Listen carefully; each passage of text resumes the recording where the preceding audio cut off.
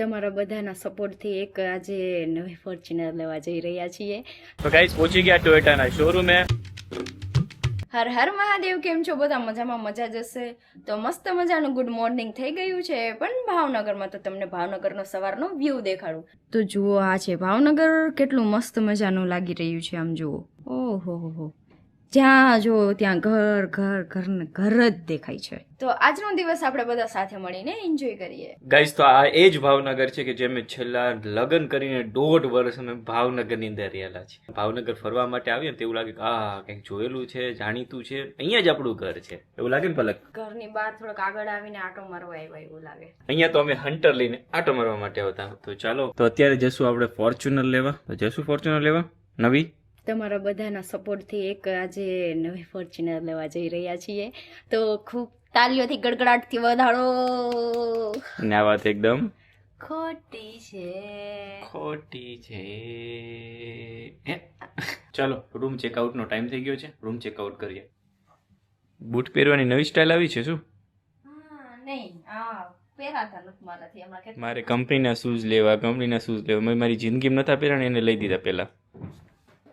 બે હારે જ લીધા. પેલા મેં લીધા અને સેકન્ડ મેં ધમુને કીધું કે તમે પણ લઈ લો. તો એમને પણ લેવડાવ્યા એમ કે. હા, મેં લેવડાવ્યા. હા. બે લેતા હતા. તો મેં કીધું અત્યારે આપણે એવું લાગે તો એક લ્યો. એમનો કલર કઈક બ્લુ હતો તો મેં કીધું બ્લુ ના સારા લાગે એમ.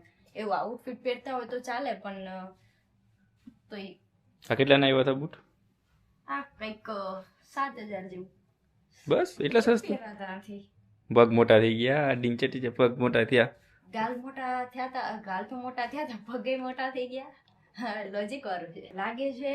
2-3 બૂટ બીજા શૂઝ લેવા પડશે એવું લાગે છે. આ હોટલમાં એવા મસ્ત મજાના ફૂલ છે ને આ બધા ખોટા છે. ઝાડવા, સોરી ઝાડવા અહીંયા બી છે. આને લેવા છે ને ઘર માટે. હું તમને કહું છું કે આપણે અમદાવાદ જાય ને તો મને છે ને આવું લેવું છે.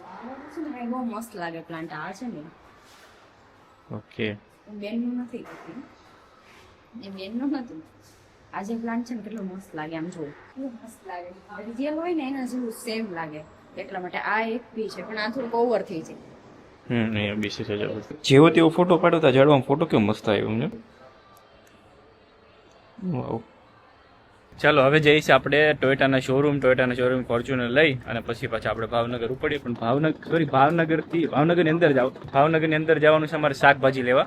અમદાવાદ શાકભાજી નથી લેતા, ભાવનગર શાકભાજી લઈ. વિચારો 2-3 કલાક શાકભાજી લેવું ને તો વિયો કોઈ નેવરા. કે મારા મનને મારા જીવને ચા પીવડાવી દઈએ ને પછી હું રાજા. ફાઇનલી ગાઈસ રિક્ષા મળી ગઈ છે.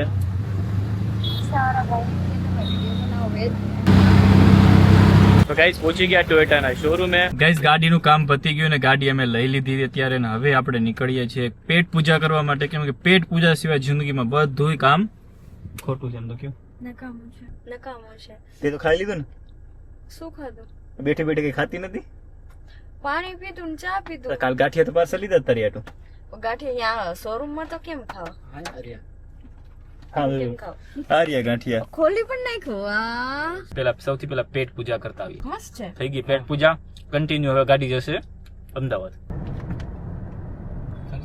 હર હર મહાદેવ, કેમ છો બધા? મજામાં ને મજા છે. આપનું હાર્દિક સ્વાગત છે મારા નવા વિડીયો, નવા વ્લોગની અંદર. ડેલીની જેમ આજે પણ જઉં છું ઓફિસ. અને તમે કંટાળી નથી જતા ને કાયમ ઓફિસ થી ઘરેથી office? Guys I am sorry. હમણાં ઉદયપુર ગયા હતા. ઉદયપુરથી જઈને પાછા આવ્યા.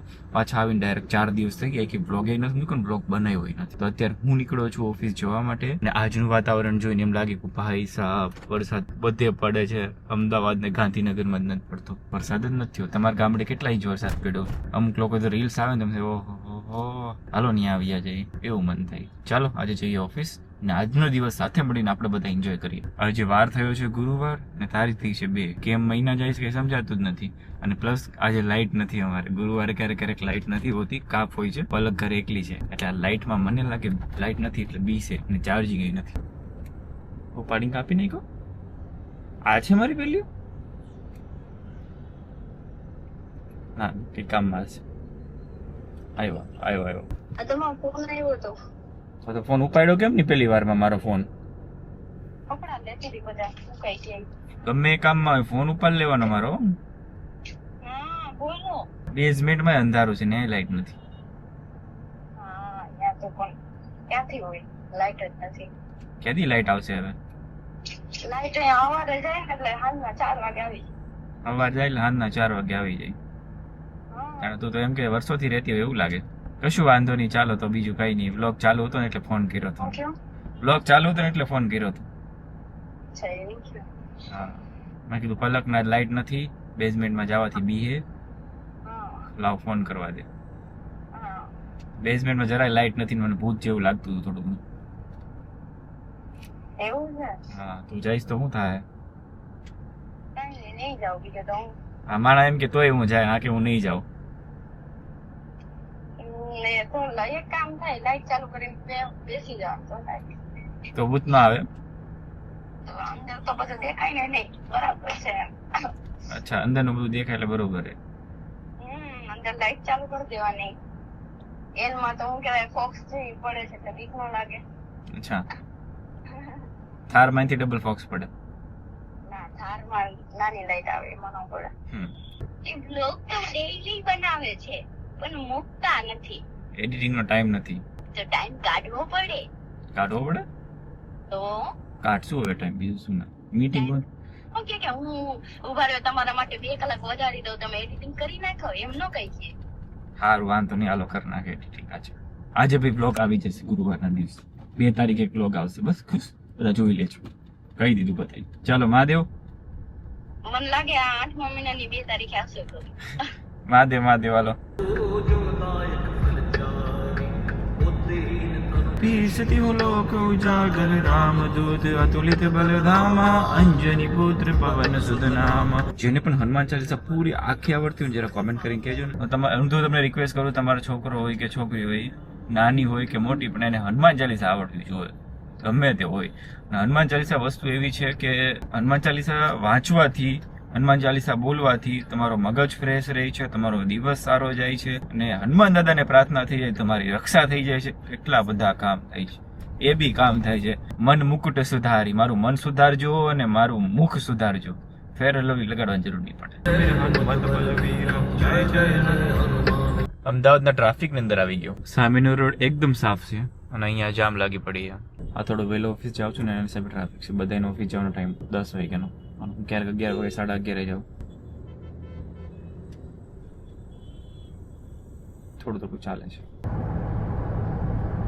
ગાઈસ પહોંચી ગયો ઓફિસ છે ને ઓફિસના પાર્કિંગમાં નીચે આવજો. ગજબનું ટ્રાફિક હતું ભાઈ. જઈએ હવે ઓફિસ ઉપર.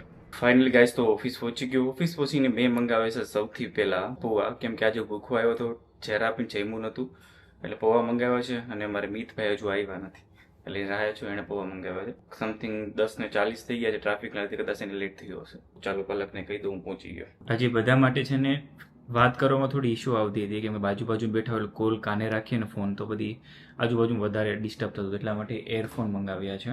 શું કહેવાય ને એરફોનમાં, OnePlusના મંગાવ્યા છે. બધાને એક અલોટ એડ કરવાના છે, ત્યાં જસ્ટ 5 મંગાવ્યા છે. ગાઈઝ તમે પણ જો ક્રિએટર છો કે બ્રાન્ડ છો તો જલ્દી જાઓ એડિટર્સ એપને ડાઉનલોડ કરો, જ્યાં તમને ક્રિએટર મળશે અને બ્રાન્ડ બંને મળશે. એક કોમ્બિનેશન છે કે ભાઈ ક્રિએટરને કામ મળી રહેશે અને બ્રાન્ડને એના માર્કેટ માટેને ક્રિએટરો મળી રહેશે. બહુ મસ્ત એપ્લિકેશન છે, જેની અંદર આખું એપ્લિકેશન કઈ રીતના તૈયાર થયેલું છે. અત્યારે જાઓ એડિટર્સ એપ ડાઉનલોડ કરો અને એમનો લોગો બતાવી દઉં તમને. આ એપનો લોગો છે. તમે ડાઉનલોડ કરશો ને એટલે તમે સાઇનઅપ લિસ્ટમાં તમારું નામ આવી જશે ને અમારો કોલ પણ આવી જશે. જલ્દી જાઓ એડિટર એપ્સને ડાઉનલોડ કરો. ગુજરાતના જેટલા બી ક્રિએટર છે એને રિક્વેસ્ટ છે કે ભાઈ આવી જજો એપ્લિકેશનની અંદર, ત્યાં તમને કામ મળી રહેશે.